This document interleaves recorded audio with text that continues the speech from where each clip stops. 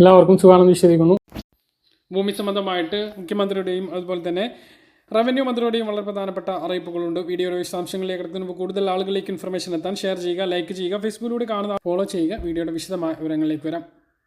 പട്ടയ വ്യവസ്ഥകളിലെ ലംഘനങ്ങൾ ക്രമീകരിച്ച് നൽകാനുള്ള സോഫ്റ്റ്വെയർ സജ്ജമായതായി റവന്യൂ മന്ത്രി കെ രാജൻ വാർത്താസമ്മേളനത്തിൽ പറഞ്ഞു. പൊതുജനങ്ങൾക്ക് www.KLARC.kerala.gov.in എന്ന പോർട്ടലിലൂടെ വെള്ളിയാഴ്ച മുതൽ ഇതിനു വേണ്ടി അപേക്ഷ നൽകാമെന്നും റവന്യൂ മന്ത്രി കെ രാജൻ വ്യക്തമാക്കി. കേരള ലാൻഡ് അസൈൻമെന്റ് ചട്ടങ്ങൾ 2025 പ്രകാരമുള്ള പട്ടയ വ്യവസ്ഥകളിലെ ലംഘനങ്ങളാണ് ക്രമീകരിച്ച് നൽകുക. പോർട്ടലിൽ അപേക്ഷിക്കേണ്ടത് എങ്ങനെയാണ് എന്ന് മനസ്സിലാക്കാനുള്ള വീഡിയോയുമുണ്ട്. താമസത്തിനുള്ള കെട്ടിടങ്ങളുടെയും 3000 സ്ക്വയർ ഫീറ്റ് വരെയുള്ള വാണിജ്യ കെട്ടിടങ്ങളുടെയും നിർമ്മിതികൾ ക്രമീകരിക്കാനുള്ള ഫോറം എ, പൊതുയിടങ്ങൾ, പൊതു കെട്ടിടങ്ങൾ, എയ്ഡഡ് സ്കൂൾ കെട്ടിടങ്ങൾ എന്നിവയ്ക്കുള്ള ഫോറം ഇവയിലൊന്നും ഉൾപ്പെടാത്ത കെട്ടിടങ്ങൾക്കുള്ള ഫോറം ഡി ഇവയും ലഭ്യമാണ്. ഭൂമിയുള്ള ജില്ല, താലൂക്ക്, വില്ലേജ്, തണ്ടപ്പേർ എന്നിവ രേഖപ്പെടുത്തണം. ചെലാൻ അടയ്ക്കേണ്ടതും ഓൺലൈനായി തന്നെയാണ്. മറ്റൊരു കാര്യം കൂടി റവന്യൂ മന്ത്രി അറിയിച്ചിട്ടുണ്ട്. പട്ടയ വരുമാന പരിധി 2.5 ലക്ഷമാക്കി. നഗരങ്ങളിലും ഗ്രാമങ്ങളിലും പട്ടയ വിതരണത്തിന് നിലവിലുണ്ടായിരുന്ന വരുമാന പരിധി 2.5 ലക്ഷമാക്കിയതായും മന്ത്രി അറിയിച്ചു. മുനിസിപ്പൽ കോർപ്പറേഷൻ പരിധിയിൽ 2.5 ലക്ഷമാക്കി നേരത്തെ ഉത്തരവിറക്കിയിരുന്നു. ഇതിന്റെ തുടർച്ചയാണ് പഞ്ചായത്തുകളിലും ഭൂമി പതിവിനായുള്ള 65 ഭൂപതിവ് ചട്ടം ഭേദഗതി വരുത്തി 1 ലക്ഷം രൂപയിൽ നിന്നും 2.5 ലക്ഷമാക്കിയത്. ഇനി മുഖ്യമന്ത്രിയുടെ ഭാഗത്തുനിന്നുള്ള അറിയിപ്പാണ്.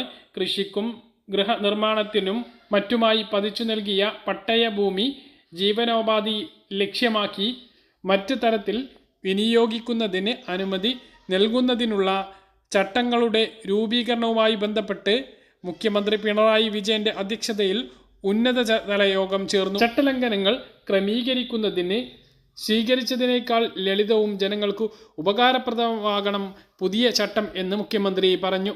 മലയോര ജില്ലകളിലെ കർഷകരുടെ ജീവിത രീതിയിൽ വന്ന മാറ്റങ്ങൾക്ക് അനുസൃതമായി വേണം ജീവനോപാധിക്കുള്ള ഭൂവിനിയോഗത്തെ കാണേണ്ടത് എന്നും മുഖ്യമന്ത്രി വ്യക്തമാക്കി.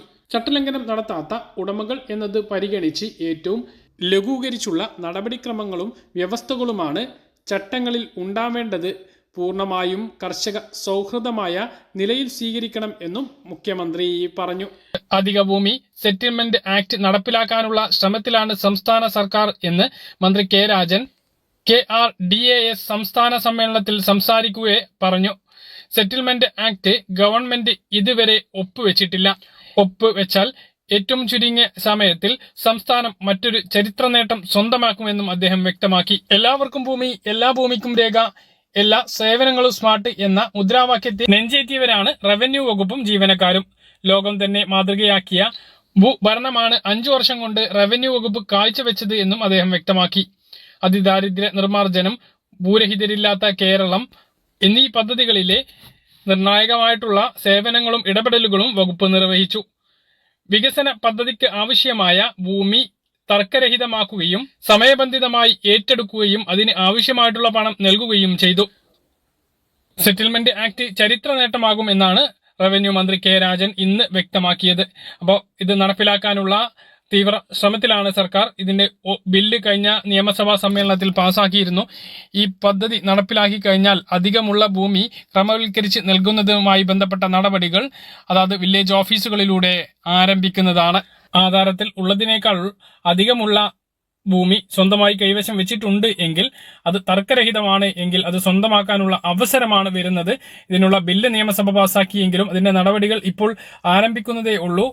പ്രവർത്തനം തുടങ്ങിയിട്ടില്ല എന്നാണ് റവന്യൂ മന്ത്രി ഇന്ന് വ്യക്തമാക്കിയിട്ടുള്ളത്. എന്തായാലും ഈ സർക്കാരിന്റെ കാലാവധി പൂർത്തിയാകുന്നതിന് മുമ്പ് ഈ ബില്ല് പൂർണ്ണമായിട്ടും പ്രവർത്തനക്ഷമമാകും. അപ്പോൾ അധികമുള്ള ഭൂമി ഡിജിറ്റൽ സർവേ പൂർത്തിയാക്കിയിട്ടുള്ള വില്ലേജുകളിൽ ക്രമവൽക്കരിക്കാൻ സാധിക്കും എന്നുള്ളതാണ് ഏറ്റവും പ്രധാനപ്പെട്ട കാര്യം. ഇതേക്കുറിച്ച് നിങ്ങളുടെ അഭിപ്രായങ്ങൾ താഴെ കമന്റ് ആയൊന്ന് രേഖപ്പെടുത്തുക. ഇതുപോലെ ഇൻഫർമേഷൻ ലഭിക്കാൻ ചാനൽ സബ്സ്ക്രൈബ് ചെയ്യുക, ബെല്ലൈക്കൺ എനേബിൾ ചെയ്തുക. മറ്റൊരു വീഡിയോ കാണാം. ബൈ.